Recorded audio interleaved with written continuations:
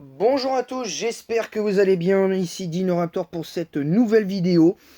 J'espère que vous avez passé une belle journée hier pour ceux qui ont travaillé et pour ceux qui, je ne sais pas si vous êtes pour certains à l'école ou etc. etc. Merci, encore une fois je tenais à vous remercier parce que récemment, je le rappelle, j'ai dépassé la barre des 50 abonnés. Bon, vous allez me dire, ouais, c'est pas énorme. Et c'est vrai, c'est clairement pas énorme. Excusez-moi. C'est pas énorme du tout. Là, on est quand même sur un rythme qui est assez cool. C'est pas vrai. Excusez-moi, c'est... Excusez-moi. Bref, bon, ce sera dans la vidéo, vous inquiétez pas, ce sera un petit truc rigolo pour vous. Donc là, on va parler de la 8e génération, mais la 8e génération ne compte que 2 jeux. Et c'est vrai qu'il faut être honnête, malheureusement, je sais pas s'il y a eu des fan games de la 8G, et si même actuellement il y a des fan games de la 9G. C'est un petit peu compliqué de classer les jeux de la 8G et les jeux de la 9G. Ça va être très dur. D'ailleurs, c'est pour ça que demain, il y aura la partie finale. Donc là, je vous fais... ou même non, je vais vous faire la partie finale aujourd'hui. Parce qu'on va directement faire la partie 8 et 9 de ça. Parce que directement, on va classer les 4 derniers jeux. Comme ça, on va gagner du temps. Et je pourrai reprendre demain mon let's play de Pokémon rouge en Nuzlocke. Et samedi, Pokémon Cristal et redimanche Pokémon Rouge. Et pour Pokémon Rouge, je le rappelle, on fera la traversée du Mont Sélénite et on affrontera en conclusion le rival. Voilà. Ah oui, autre précision également, il n'y aura pas en caméra le pont Pépite et l'histoire avec Léo. Il n'y aura pas. Pourquoi? Parce que j'estime que ce n'est pas un moment intéressant à l'histoire. Ça n'apporte pas grand-chose. Alors, c'est dans le jeu, mais ce n'est, à mon sens, pas important. Voilà, ce n'est à mon sens pas important.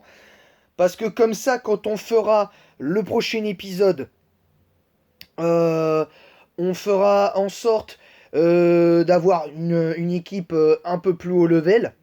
Mais vraiment plus haut level. Et ensuite, ce qui se passera, c'est que on fera l'arène haut, on fera l'arène d'Ondine et on essaiera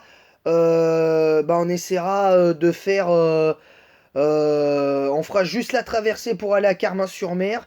Et puis exceptionnellement, je ferai une deuxième partie le même jour pour faire le bateau, les combats au bateau Océane. Enfin, en tout cas, quelques combats, notamment contre le rival. Et après, on ferait l'arène de type électrique. Donc, on ferait l'arène de Major Bob pour une deuxième partie. Enfin, ça, ce sera selon ce qu'on fera. Donc, on va commencer ce début de vidéo avec la 8e partie. Donc, du coup, cette seule vidéo-là sera un petit peu plus longue, normalement. Mais on va essayer d'être assez rapide pour pouvoir faire la 10e partie tout à l'heure.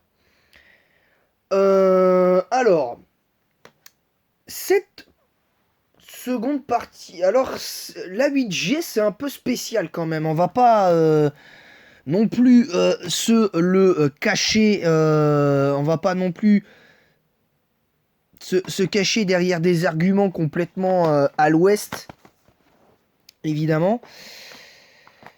Et voilà. Alors, je vais pas prendre en compte les remakes 4G pour le coup. Parce que les remakes 4G de Diamant et Perle, euh, c'est pas que j'ai pas envie.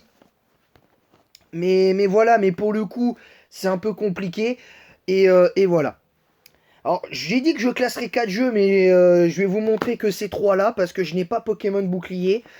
mais j'ai Écarlate et Pokémon Violet, donc voilà. Et en fait, pour être tout à fait honnête, ben, pour être tout à fait honnête avec vous, ben, on va commencer donc par la huitième génération. Donc, donc du coup, comme c'est en une seule vidéo, il y aura 4 jeux à classer. Donc, la quatrième place revient malheureusement à Pokémon Bouclier. Pour la simple et bonne raison que je n'ai pas joué à Pokémon Bouclier, j'ai juste vu des vidéos. Tout ce que je peux vous dire, c'est que malgré tout, c'est pareil que Pokémon Épée, ça a l'air sympa. Ça a l'air même d'être pour moi un très bon jeu, mais malheureusement, ce n'est pas possible. Voilà. Ce n'est pas possible de le mettre sur le podium ou de le mettre deuxième pour la 8G. Ou même, ce n'est pas possible parce que voilà, c'est quand même très compliqué, honnêtement. Voilà. La troisième place revient donc du coup à Pokémon Épée. Pour la simple et bonne raison que moi je regrette, mais Pokémon Épée, le gros défaut pour moi c'est la ligue et donc une partie du post-game qui est complètement inexistant. La mécanique Dynamax, Gigamax pour moi me sort par les yeux parce que je n'aime pas la mécanique, honnêtement, je n'aime pas la mécanique. Et puis, surtout quand il y a eu quand il y a eu quand il y a eu le truc là, quand il y a eu les capacités Z, bon, il y a certaines capacités Z qui étaient pas très belles en termes d'animation, mais c'était quand même assez sympa à voir. C'était quand même plus intéressant. En plus, il y avait un lore, un vrai lore autour des capacités Z et de ses origines. Euh, Pourquoi ça a été, pourquoi c'est comme ça en fait, la région d'Alola. Que t'aimes ou t'aimes pas. Il y a un lore autour de la région d'Alola, que ce soit pour Elzamina, même si c'est pas très développé. Euh, sur Usul par rapport à l'Ultra Commando, la Rainbow Rocket, etc. Ben, enfin bref, t'as quand même des choses. T'as quand même des choses. Maintenant, je dis bien maintenant, moi il y a juste un truc qui me gêne un petit peu dans l'histoire. C'est que et là je vais en revenir à la 8G, c'est que la huitième génération, pour moi là où ça se dessert, c'est au niveau du post-game. Parce que, mis à part les deux DLC Isole Armure qui est bien trop court et qui, à mon sens, est bien plus scandaleux que, les deux DLC de Pokémon Écarlate et Violet.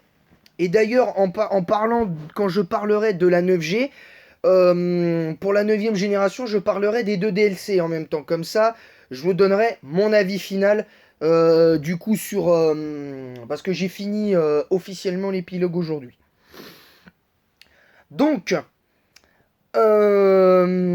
voilà, la seule chose qui sauve vraiment la 9G, enfin la 8G, c'est en partie, bien que court, les deux DLC de épée bouclier, c'est les deux DLC, hein, Isole Armure et Couronneige. C'est les trucs qui sauvent, mais vraiment. Ça fait mal de le dire parce que c'est un peu... c'est un peu ce que je pense. Maintenant voilà, hein, on fait avec. Hein, voilà, on fait quand même avec. Ensuite,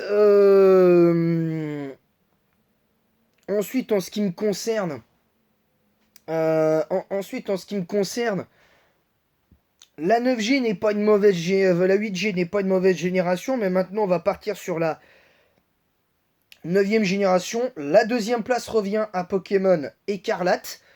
Parce que j'aime bien Coraidon, mais voilà, Pokémon Écarlate, c'est bien et tout, mais pourtant et Violet c'est le même jeu, mais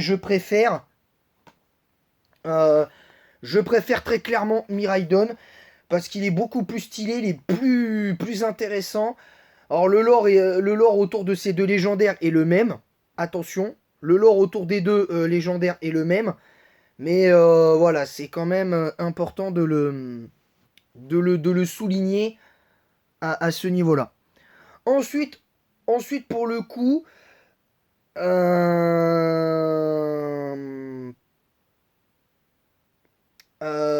bah pour le coup, euh,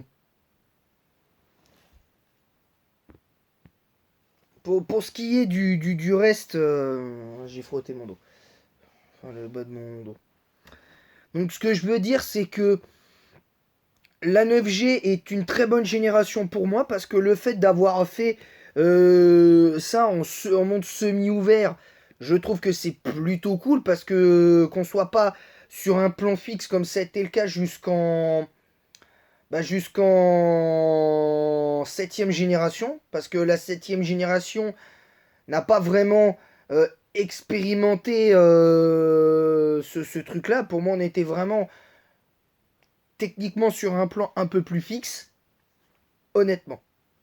Tandis que la 8G et la 9G ont expérimenté ce petit truc de monde semi-ouvert où tu te déplaces voilà, sur une map pas linéaire, tu vois. Et ça, j'aime bien. Tu vois, ça, j'ai bien aimé, pour le coup. Donc du coup, la première place revient à Pokémon Violet. Parce que moi, comme je l'ai dit, je préfère clairement Miraidon. Je le trouve beaucoup plus fort. Son talent est plus intéressant parce que le terrain électrique, enfin son talent est peut-être moins intéressant que celui de Coraidon. Par contre, d'un point de vue, juste pour la parenthèse stratégique, Coraidon pour moi est meilleur que Miraidon. Parce que son talent de Coraidon pour le soleil est plus intéressant que le terrain électrique, parce que malheureusement le terrain électrique, il y a beaucoup de soucis avec le terrain électrique. Alors, je ne saurais pas expliquer clairement quels sont les vrais soucis du terrain du terrain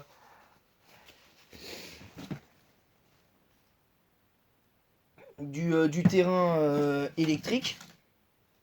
Je connais pas le truc de base.